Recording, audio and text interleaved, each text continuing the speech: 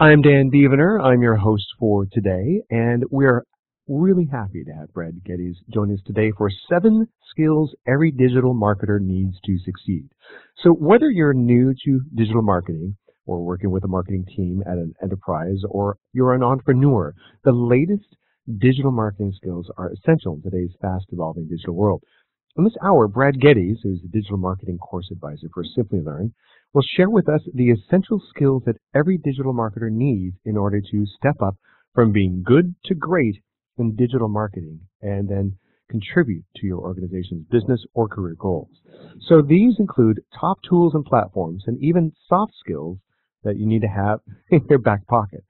So some of these skills are really essential and they may surprise you. So now I'd like to just talk about Brad Geddes. He's the author of Advanced Google AdWords and the co-founder of the award-winning company AdAlysis, an automatic platform for ad testing and PPC recommendation. Brad frequently writes columns for Search Engine Land, co-moderates the AdWords forum on Webmaster World. He's also keynoted and spoken at more than 85 conferences and has led more than 80 AdWords seminars. Plus, he's a course advisor, like we said before, for Simplilearn, and he's a digital marketing curriculum advisor here. So I just want to take a moment to welcome Brad. How are you doing? Good, good. Can you hear me okay? You're coming in just fine. Thanks for joining us. Oh, thank you for hosting us. So welcome everyone. So today we're going to look at, first how digital marketing fits together. Because when you have a job in digital marketing, you're rarely a silo. You're often working with other teams to see how things sort of fit and how teams interact. And then looking at, picking a specialty and then some critical hard skills, the real change that must have soft skills and communication. So when we look at an overall digital marketing funnel, it starts with traffic drivers. So traffic drivers are things like paid search, organic, social, email, so forth, right? They send traffic to your site. And each one of those is sort of a separate discipline. And then that funnels to your site. And the goal of the site then, of course, is to convert users. So that's where conversion optimization comes into place. And of course, if they convert or they give you some data, email, whatnot, then they go into your CRM system, right? Which is a completely different person in large companies.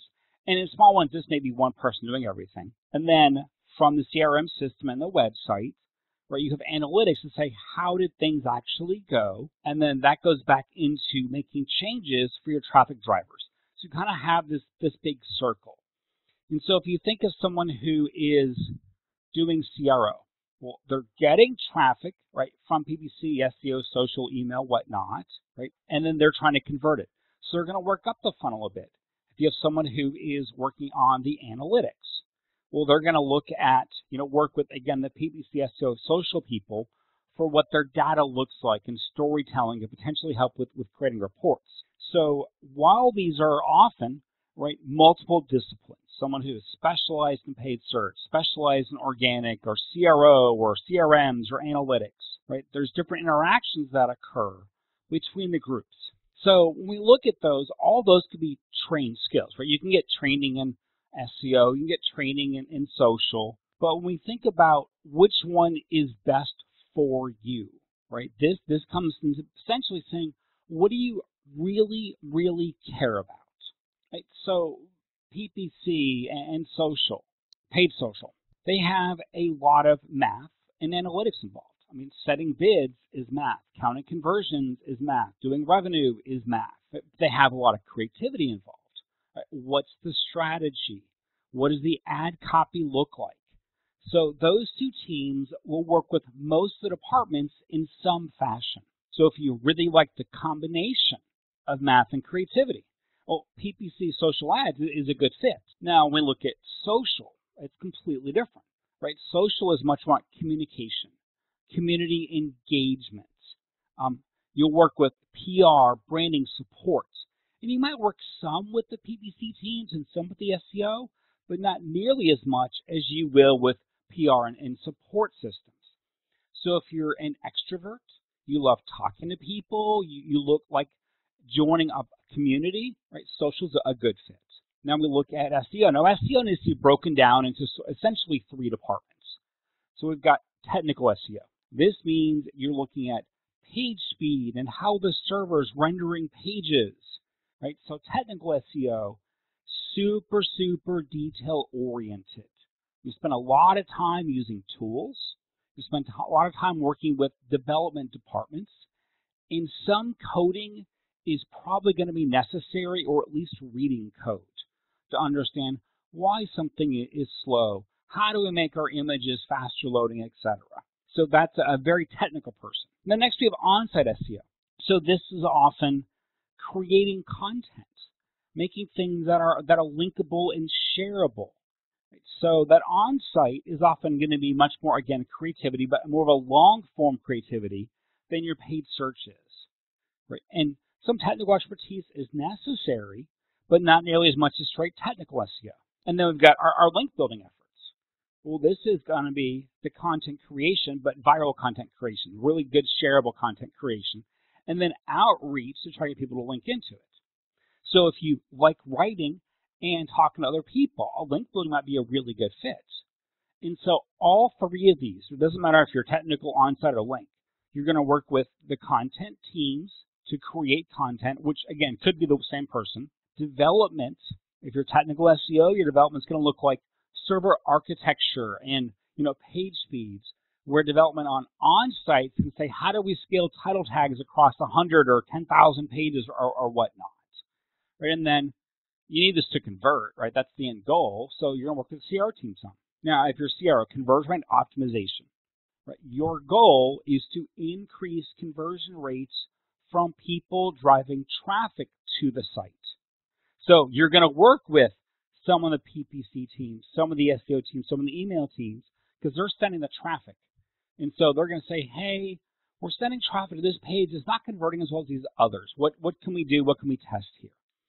So math and analytics, again, important, because you need to look at, all right, which one is actually the best one?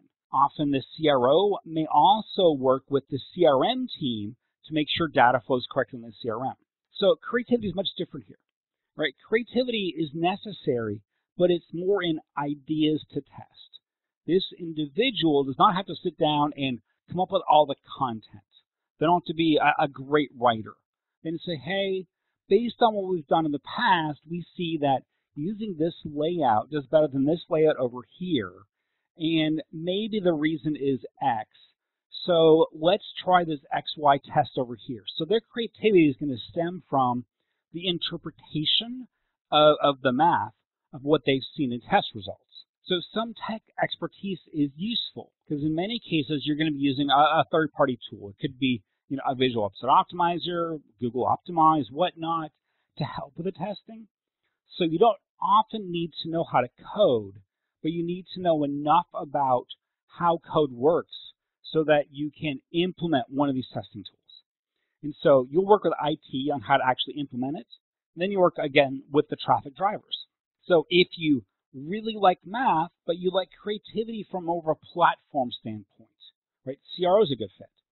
Now, we look at analytics, right? This is obviously full of math and analytics, but that's only part of this job, right? The biggest change in analytics over the past 5 years, which will continue for the next 100, is data storytelling, right? Automation and AI is putting a lot of data in front that is structured and can fairly easily be interpretable. Now, the thing is, that's just a big data set. And you look at a big Excel sheet, it tells you nothing, right? So the job of analytics is to take that huge data dump and make it useful, right? Say, this is the story you learn with it.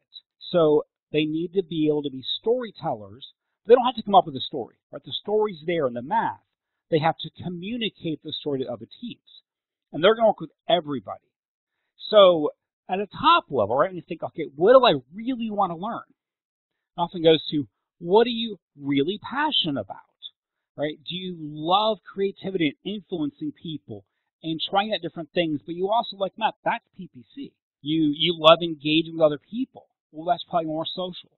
So that's really kind of step one of what skills are necessary by discipline. Now, when we dig into these further, right, so PPC, we have creativity from an ad standpoint. So text ads, obviously anyone can type. Where it gets a little more difficult is having Photoshop skills or some design skills is useful in smaller companies, because often a smaller company does not have a dedicated designer. In a large company, you've got a designer. You say, hey, we need images that look like this. They go make the assets for you. In smaller ones, having that design skill is really useful. And you need strong math. Now, that's what you go get trained in, right? That's your top level, your PPC. Now, what you need to know the basics of, you don't have to be the expert, but know the basics of CRMs. Your CRM is where your lead sits. And so you've got a lead, you've got a marketing qualified lead, you have a sale, right? And so if you don't understand the CRM, you might be tracking leads. In reality, you want qualified leads and sales to make decisions on. CRO, all right, you've got this guy over here, this girl over here, who works to make the content convert better. Well, what do you see from the ad standpoint or from the user sent standpoint that you can pass along, right?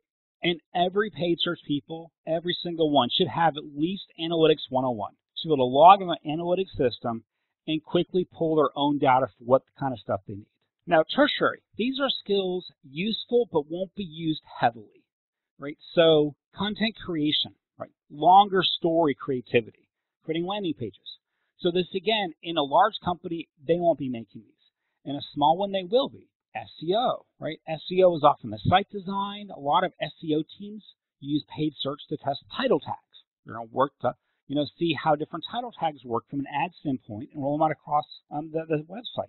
Sales, right? How do you watch qualified lead flow? How do you build a funnel so that you can see the drop-off is actually not in the qualified leads, it's in the sales contact rate, right? And then email, of course, like a follow-up sequence. So, primary, you need to be really good at.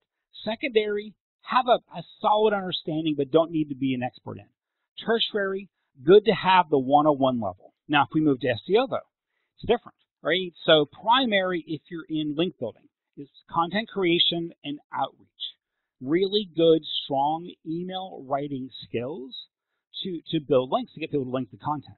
Now, if your primary is link building, right, then your secondary skills often fit from the technical side. Some analytics for diagnosis, some information on site speed, HTML, htaccess, redirect, tag management, and so forth. If you're technical SEO, then obviously the technical side is your primary, right? Site speed, HTML, CSS, so forth.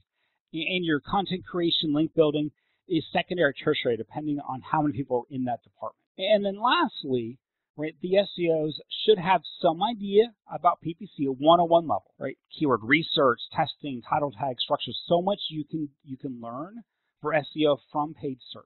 And then CRO, make sure people convert. So if you love the technical side, right, but you want to be more on the website asset side, that's where the tech SEO is really strong and you want a good background in. Now, if we look at social, right, social is very different. So your primary is communication, whether communication is images on one of the image sharing sites, whether it is text on a site more like Twitter. And so communication is your number one job. Your number two job is risk management. So you need to be level-headed. When something really bad happens, right, do you just react or you step back, think about what just happened, probably make a quick call to the brand team and say, hey, we have this issue. Here's ways we can address it. What a great example of this is the Kentucky Fried Chicken. They're actually fantastic at social in this. A month ago, 6 weeks ago or something, they ran out of chicken in England. Kentucky Fried Chicken had no chicken. They had signs on the door, sorry, we're out. And so when they came back, right, they were like, how do we address this? Right? How do we assure people that we screwed up, it wasn't them? And they reprinted all the buckets that no longer said KFC, they said FCK on them, which if you look at that spelled out, you can tell what they were trying to say they did. Went over fantastically, and their sales were actually higher than before, right? But that's managing risk correctly. And then secondary, right? Design. Now, often on a platform like Twitter or Facebook, you want some design skills yourself, Was it Oreo Dunkin' in the Dark from Super Bowl maybe 3-4 years ago? The lights on Super Bowl. They quickly, right, made an image, put it out, that even when the lights are out, you can still, dunk your Oreos. Great response. Right? So they don't have time to sit down and say, we want to do this, and reach out to the design team to create something and get it back and send it out. They needed this instantly. So some design skills are really, really useful if you're just on the free social side. You also need a bit of a creativity and sense of humor, right? Especially the way today looks at social. And then tertiary skills. Good to know email. You're going to work at the email on non-sales emails, your general communication ones. Analytics. You've got Twitter analytics, Facebook analytics, YouTube analytics. Right? So how's it going to react to you? Video. Video is one of the fastest growing mediums around. So you don't necessarily need to know a lot about video right now. It's going to be more and more useful as time goes by on the social side. All right, now someone's got to convert this traffic. So we think of CRO, right? Their primary skills are creativity for testing, analytics to understand how tests do, right? Secondary, content creation. They may need to do some content creation, work with content teams. So having a good writing background is very useful. And they may need design skills, but this is no longer image creation. This gets down to HTML, CSS, etc. Because they may not always have the ability to reach out to get someone to make a new page right away. And so that goes into the speed of corporate culture at times. And then tertiary, they should have a basic understanding of the people they're converting the traffic for. What are the SEO, PPC, email, social teams actually doing? Because by understanding what they're doing and their audience, you can create pages that are more likely to convert, right, for those traffic drivers. So if you love CRO, you don't have to be a PPC guru, but you should know PPC 101, SEO 101, to make sure you understand what they're really asking of you and to have a better dialogue back and forth. Analytics. So you got to love math. If you're in analytics, you have to love math.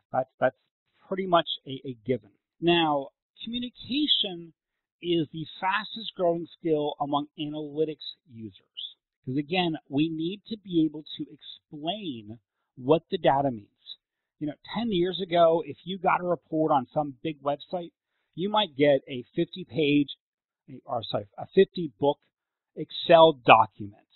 And there's some charts, there were a lot of graphs, there was a lot of numbers, and the first tab might be a 3-paragraph explanation of the 50 charts involved. That's no longer acceptable. Right now, right, what they really want is a Word doc explaining everything, or PowerPoint explaining it, with a chart that gives them a visual idea of how data is changing up and down. So communication is a serious skill for analytics now where it wasn't 5 and 10 years ago. Lastly, an analytics person should have Java 101, 201 type of skills. GA, I'm not sure, a lot of the tag management systems sit in a Java code. So it's useful to have a little bit of, maybe PHP information so you understand how to code the Java for a PHP page, or if you're in Azure or whatever it happens to be.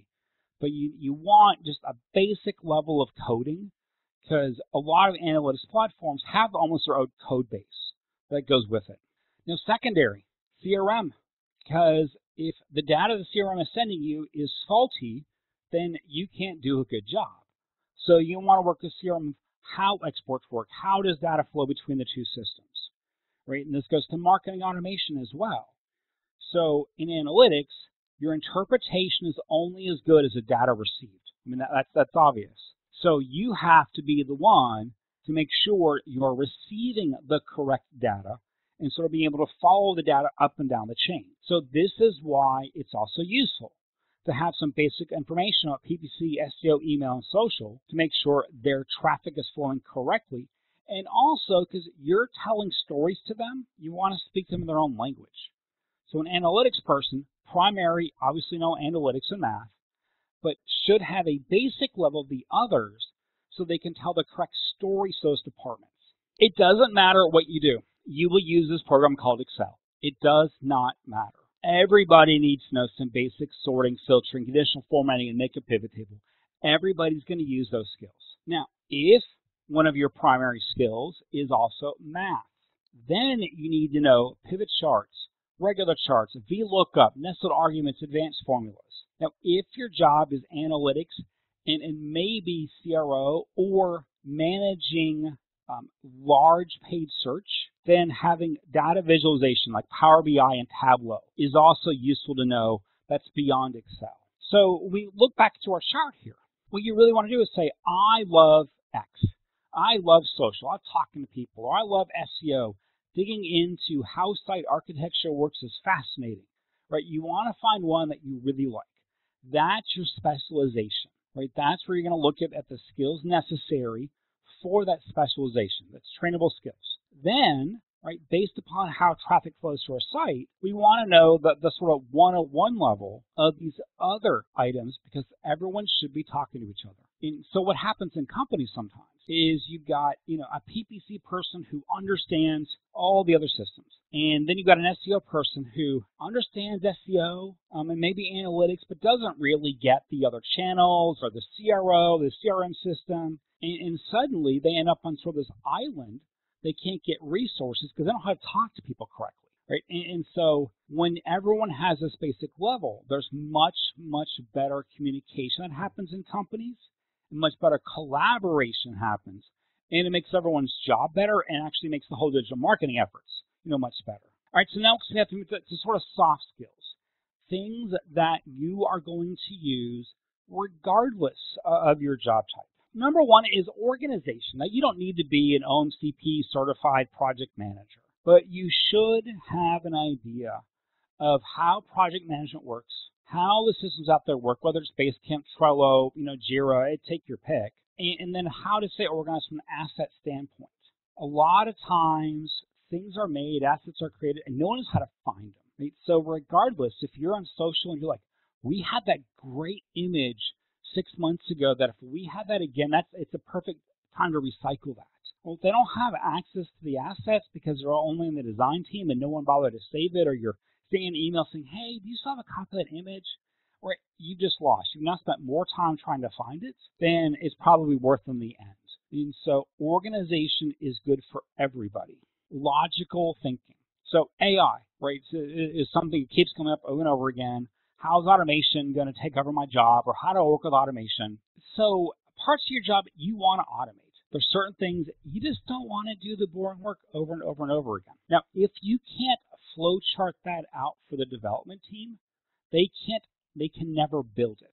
So having an ability to think through things logically, flow chart skills 101, that you can look at something and say, okay, this goes here, this goes here, this goes here. And if we ever get to a point where we say, it kind of depends on the situation, what we do, can't automate it. Right? You got to think past those sort of steps and quantify them. And so as automation increases in usage and AI increases in usage, to make sure you can work appropriately with that sort of change, you need to be able to think logically about how users flow through whatever your department is, right? How data flows, and then what decisions you would make. If you're constantly like, we do it based upon how we feel like that day, can't be automated, right? And that's not going to keep you going well for very long in the company either, when you're not consistent with what's happening. So logical thinking, very useful. Data visualization.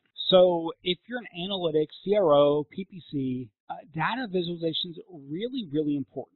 I mean, this is not that hard of a chart to create that shows the change in touch points over time that it took a user to visit the site before they converted.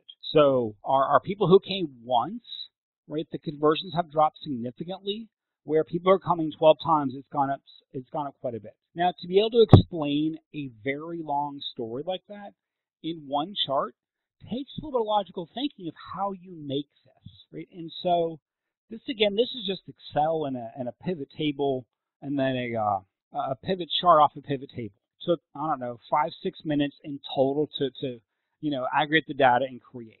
But this is the kind of charts that are being more and more common. So number one, you have to know how to create it.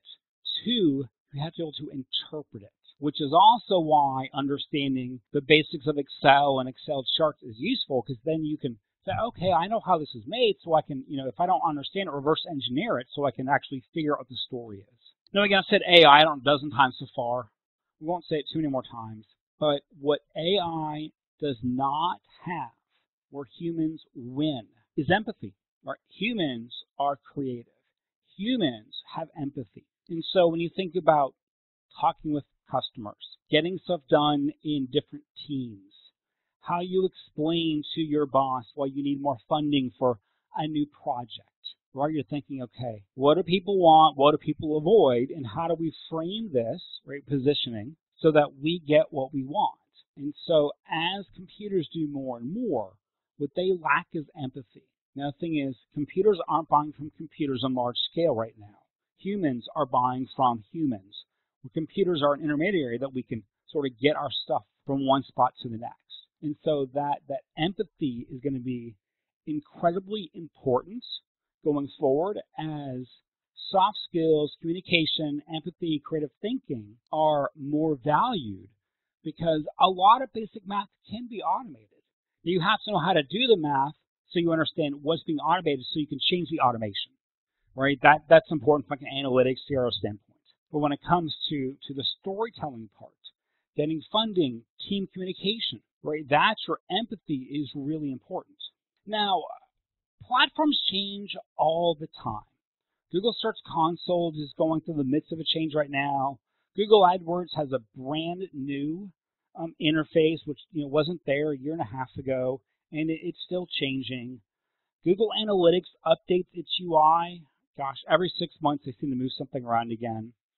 And so if you learn how to push buttons, you're not going to have a job when the buttons change. In my very first company I built myself, I hired my first employee in 1998, 1999, I forget which. And I was an SEO person back then. I was doing that paid too, but paid was pretty small at that point in time. And with the old search engines, Excite, Alta Vista, so forth, if two sites tied, because you could tie for the number one spot. If two sites were tied, the last site crawled was put in the number one position. So I hired people whose jobs was to put in a URL into a search engine and hit submit. Right? And I had a few people doing this because it was actually worth it to pay them to do this from an organic standpoint. And then Windows 2000 came out. Natively had macros, supported macros in it. I could replace every button pusher with a macro. So that's the problem. If you just push button A, then B, then C, you can be automated now, right? So what we want to know is concept, right? We have to know how to push the buttons, but we need to know the concepts of why we push the button, so that when the button change or the button has a slightly different thing it does once it's pushed, you understand that nuanced difference to either decide which new button to push or explain to someone else in the company or clients or whatnot the options so they can make a good decision, right? And this is a very important part of learning, is to understand the concept behind the idea, right? That idea itself, and not just, I log in, I hit this, I hit this, I hit this, I hit this, then I go to the other system and I hit this, this, and this, export, and I send it off. Well, if that's your job, you probably shouldn't have one, right? So you need to know, we do this first because we need this, right? That's that context that's necessary to be able to adapt as platforms change, as market conditions change, as your customer type changes. So in the office, during business hours, we spend 70 to 80% of our day communicating with other people. So that's writing, a little more of it's reading, a lot more of it's speaking, and the vast majority is listening. If you think you have an hour-long meeting, there are 4 people in the meeting. Assuming no one talks at the same time, right, in its equal distribution, you spent 15 minutes speaking and 45 minutes listening during that hour, right? So critical listening skills. What are they saying and what do they mean to say are really, really important. Communication is going to be one of the top skills going forward. That's how we talk. Your website is a communication method. It's persuading users to take an action. On average, the average person spends 40 business emails per day, right? That's a lot of time reading and writing just emails outside of meetings and clients and everything else. Communication is a really big one. Now, a subset of communication is persuasion. That can be persuasion and can also take sort of positioning into account there too. Persuasion is how we get someone to take some sort of action. And then positioning is how do we show our product against a different product or a competitor, right, that makes ours look attractive. And so advertising, right, is essentially all about persuading users to take action. So this is involved in every part of the digital marketing ecosystem. Organic title tags, right? That's an ad designed to get someone to click on a title tag to go to the website. Your PPC ad does the same thing. Your social ad does the same thing, right? Your email does the same thing. They put out a message that says, go here to learn X. Now, then your content on the website is answering X. And if you're a publisher, you're making money off the ads. But if you're an advertiser, right, it's persuading user on site to do next action, add to cart, call us, download white paper. And so the majority of the job, outside of analytics, because that's more reporting side, outside of analytics, the majority of people's jobs in digital marketing is all around persuasion. How do you persuade, convince someone to take an action? And so communication is a global thing is very important. But subsets of persuasion and positioning are also incredibly important throughout digital marketing. So when we look at an AI-powered world, and McKinsey did a big study, right, that said, well, how are people's hours going to change between now and 2030? So the next 12 years. So we say, okay, hours spent physical manual skills, they're going to decrease. Well, of course they're going to decrease. This is why factories get automation. Foundries are going out of business. I mean, there's a big reason automation is taking manual skill jobs. Basic cognitive skills. So 1 + 1, right? 2. The basic skill. That's automated now. We don't do simple math when we sit and do most of our day, right? You don't look at analytics and count up your hits by different sites and give a number of hits and say, okay, but hits is actually not unique users and do the math for this. Right, so that basic cognitive skill decreasing. Rote memory, bots are going to take over. You call in, you read a script, right? That's just reading a script. A bot can do that. So those skills are going to decline. Now, higher cognitive skills, right? Doing algebra, trigonometry, in-depth writing, persuading, right? Data storytelling. They require multifacets of the brain to work together. Those are going to increase in usage over time. And that's sort of our change that we could see from AI, from the basic cognitive skills, which was sort of like the pre-ATM days, right? To ATMs took over, bank tellers actually were hired in more, not more were hired, not less due to ATMs. And that was because they needed higher cognitive skills. What mortgage is best for you? Right, and somebody went from a deposit, right, to a mortgage, and they switched cognitive skills. With that big info revolution in the 70s to 2000s, it's slowing down now, but it's not going to stop. Second biggest change, social and emotional skills. All right, this is what computers can't do. AI cannot empathize with somebody. You can program it to give an empathetic response. But if you're talking to someone, you've all seen an email or a script like, that was pre-written. Doesn't matter how good it was pre-written. You're like, yep, they just sent me the form letter. Right? So that social and emotional skill is definitely going to increase. And those, again, fall under that communication umbrella. And, of course, the largest increase is tech skills. Whether you're programming a machine, auditing the machine, deciding what the machine can audit, can automate, so forth. That'll be the biggest difference, is the straight tech. But from a soft skill standpoint, social and emotional is incredibly important.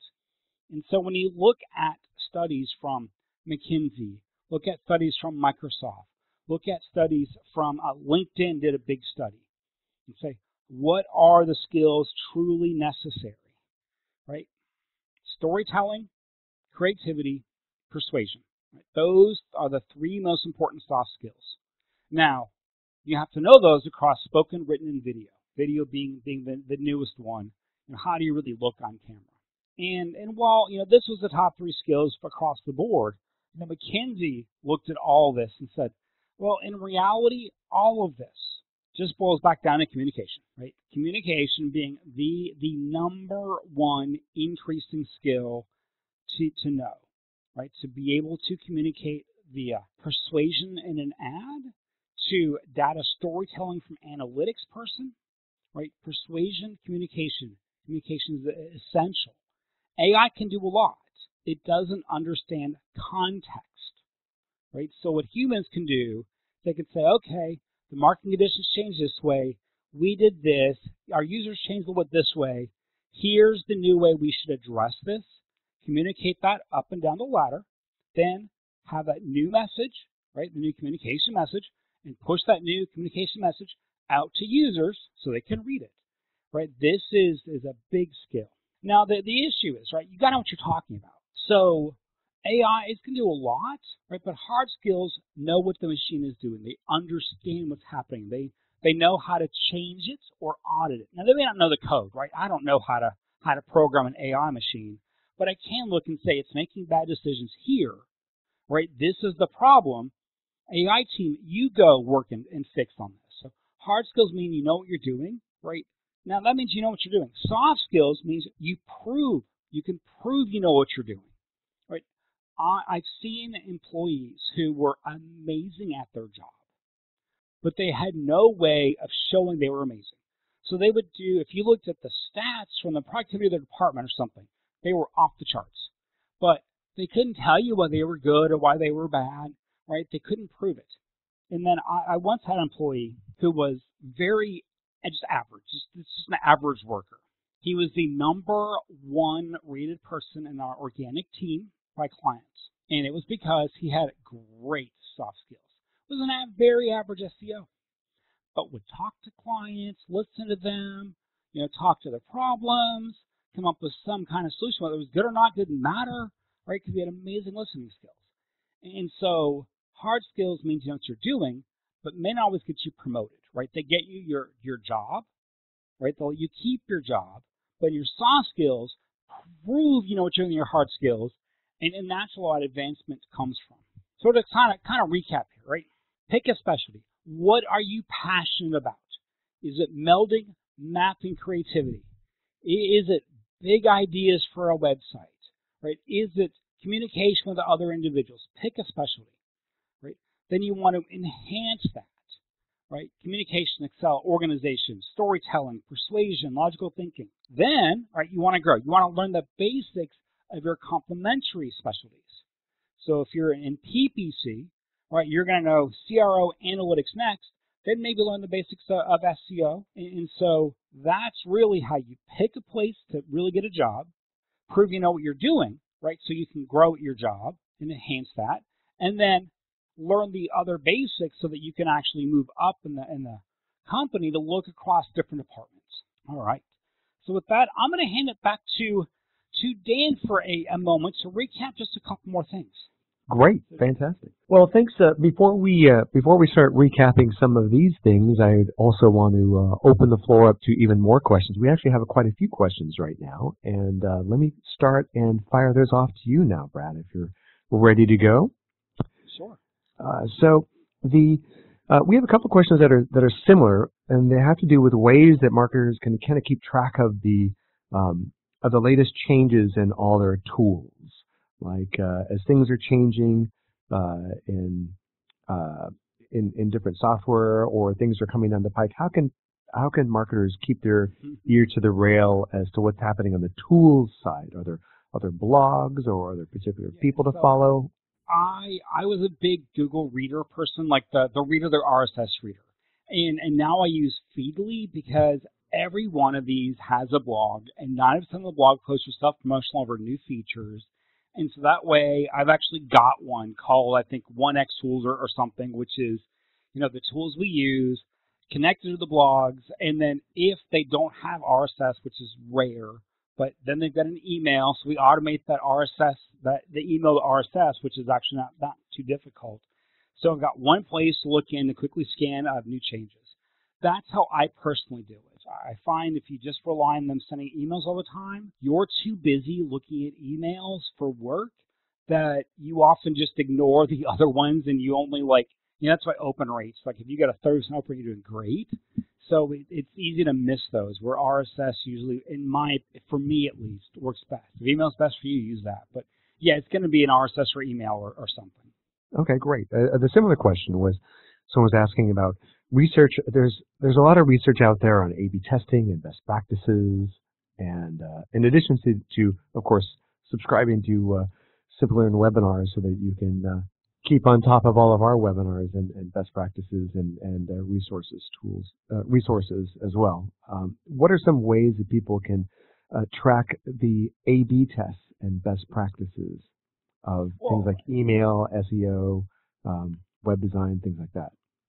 It's similar to the last question. Yeah, that's kind of finding your favorite places to get content, right? So you can either, again, there's Twitter aggregate stuff where you can go and have Twitter do a search for a topic and then aggregate that information and send you the top likes or retweets or whatever.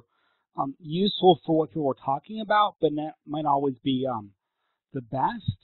If you have certain people you really enjoy, right, then most of them have some blogs, some results, some, something where they're publishing studies or doing this or that. Again, subscribe to them. I like RSS, but, if you prefer email or Facebook or whatnot, there's Facebook groups for every topic in the world. There's LinkedIn groups for every business topic and beyond around. So finding groups like that's also a good way to see what the newest things that are being talked about. Yeah, great. That's Google is your friend. At the very least, you could type up the latest testing things. I know there was an organization called, there's some organizations out there that actually do A/B testing all the time, and you can find those online, like behave.org. And another question is, how do you talk about how one of the top 3 skills is creativity? How does someone learn creativity? That is a fantastic question, right? So usually when you think of creativity as a whole, start with the easier things to do, which is like a creative writing class, right? You come up with new ideas to write something. It kind of gets the, those brain juices flowing initially. Then, right, in our industry, it's all about testing, right? Whether it's ads or this or that. So we're often looking to see, how do different ideas work? So do some competitive analysis. Get an idea what others are doing, right? Think through, why are they doing it that way, right? Do the critical analysis yourself, and then do some testing for yourself. And as you do more and more testing, you'll start to put some pieces together of how things fit, which then gives you ideas for new things to try. Again, on that creative side. If you need to do it on your feet, go Toastmasters, which I know is public speaking, but again, it's creativity in, watching how people body position and what they're saying, or take a speaking 101 class. I forget what it's called in college. Those are good ways to kind of get those basic creative juices sort of flowing. But there's no class that's like become creative overnight, right? It's right. More of an ambiguous concept, but you can train it. Yeah, there are other classes. So I highly recommend taking improv courses or classes on the weekends or other groups like that. Because one of the things it does is it teaches you games and new ways of thinking. Like games, it's just like 3-word story, and by sometimes people say you can't teach talent or you can't teach creativity necessarily, but if you learn enough tools, you open your mind into new ways, just as you're saying, that you can think about things, just as the Toastmasters or the speech classes can help you. Improv teaches you some interesting games that not only helps you communicate and listen to other people, which of course are fantastic soft skills that you mentioned, but also gives you practice in coming up with ideas. And one of the best ways to get good at coming up with ideas is to practice coming up with ideas outside of work. And reading. Read. Yeah.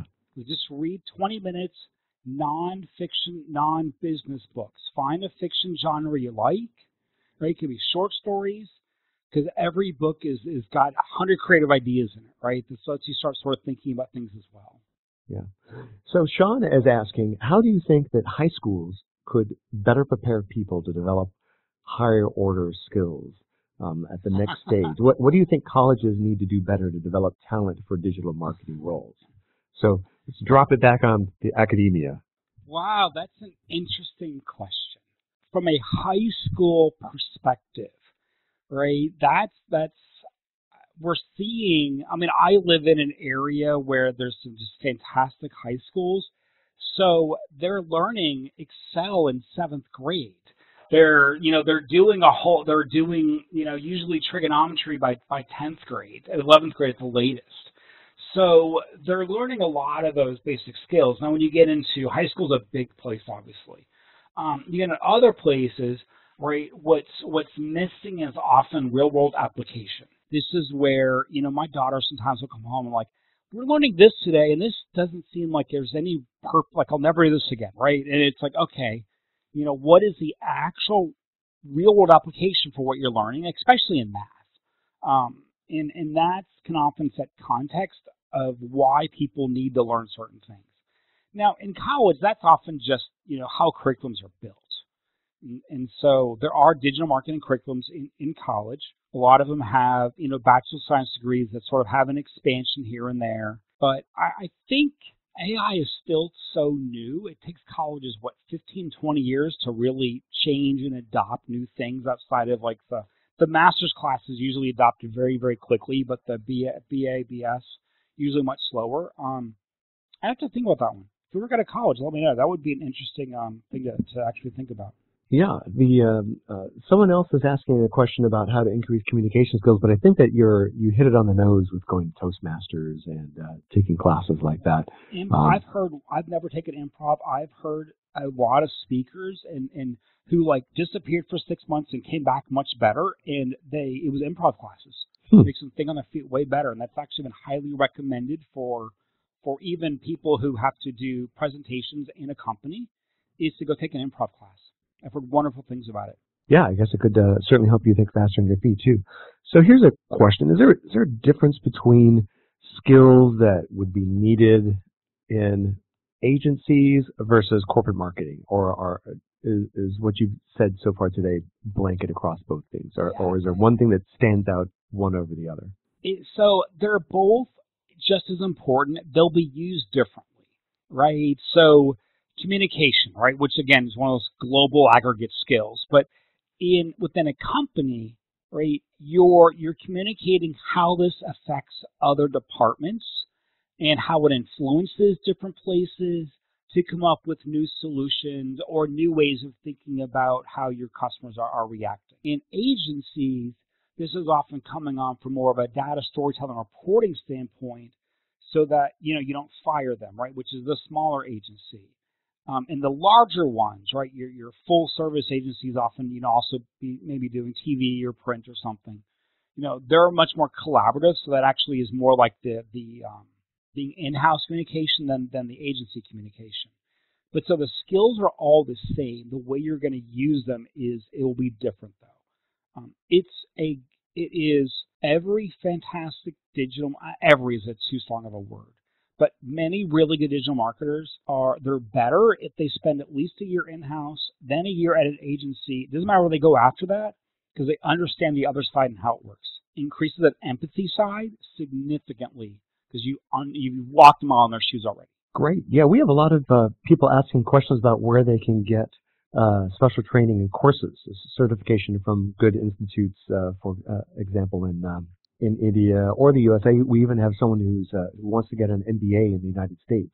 I know that we can't necessarily go on the record for recommendations, but do you have any ideas about how people might be able to find the best schools for them, whether it's local to them or offshore or even online? Well, I mean, obviously we offer a whole lot of them, but it's not. I don't believe a specific master's degree. Right. I'm more likely to look for universities that understand digital and support it in some manner. Now, I know it's a very vague statement.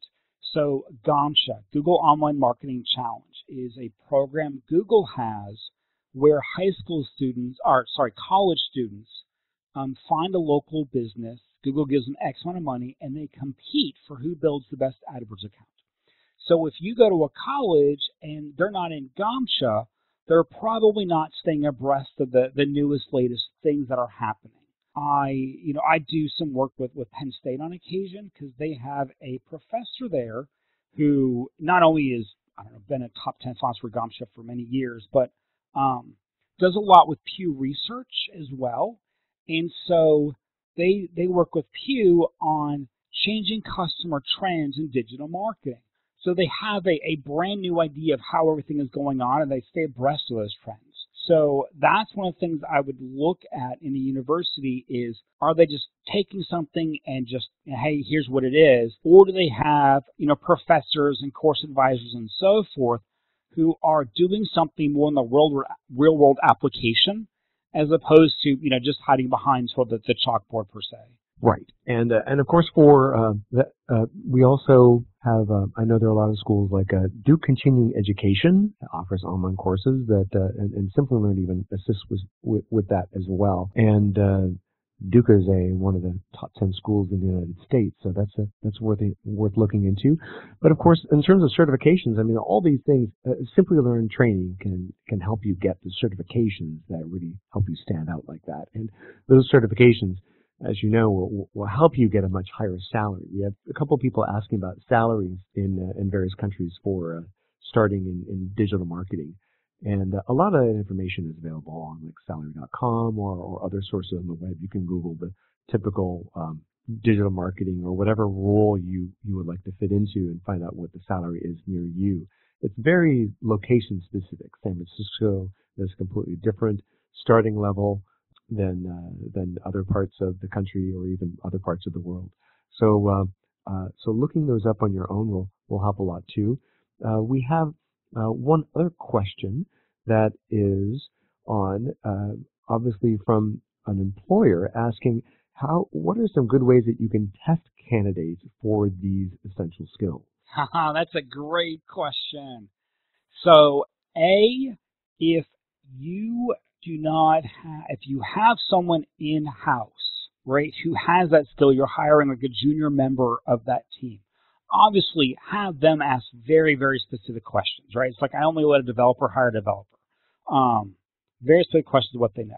2, give them the Google AdWords test or there are various tests you can give them to see what they score, right? Take the Simplilearn test. What's their score right now? Is a way to do it. It's very hard to hire someone for a skill you don't possess yourself because there's not a really good way of sort of seeing their ability, right? Their soft skill, how will they communicate they think they can do their ability. You don't actually know the ability.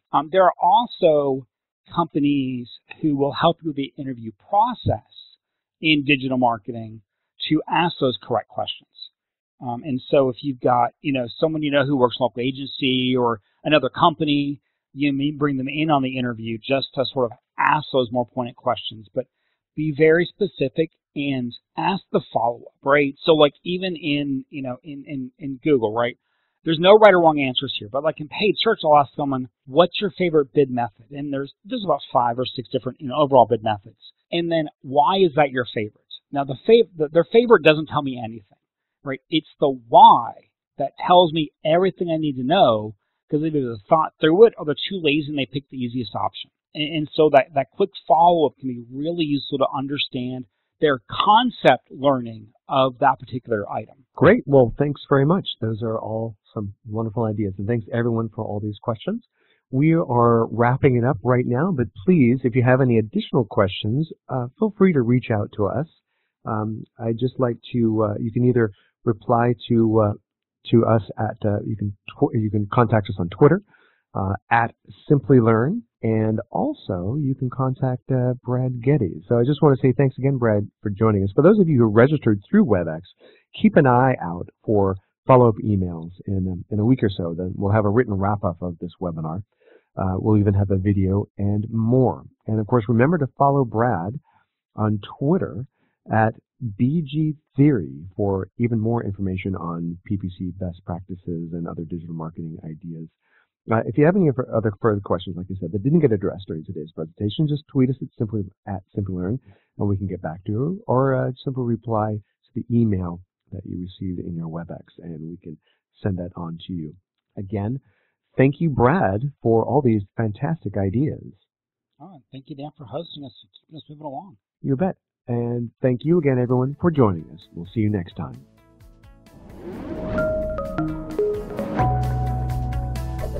Hi there, if you like this video, subscribe to the Simplilearn YouTube channel and click here to watch similar videos. To nerd up and get certified, click here.